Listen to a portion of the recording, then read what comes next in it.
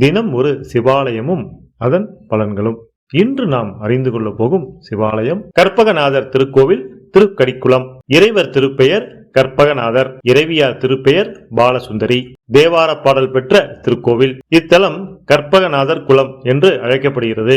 திருவாரூர் திருத்துறைப்பூண்டி சாலை வழியே தொண்டியக்காடு செல்லும் பாதையில் இத்தலத்தை அடையலாம். திருத்துறைப்பூண்டியில் இருந்து தொண்டியக்காடு செல்லும் சாலையில் சுமார் 15 கிலோமீட்டர் தொலைவில் இந்த ஆலயம் அமைந்துள்ளது.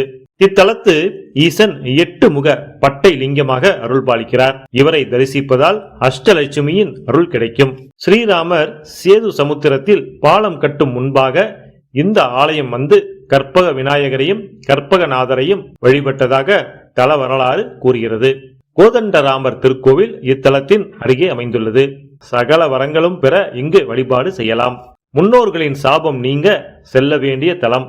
ஒருவர் தன் தந்தைக்கு பிதுர்க்கடன் செய்வதற்காக கொண்டு வந்த அஸ்தி இந்த ஆலயத்திற்கு அருகில் வந்தவுடன் கொன்றை மலராக மாறியது.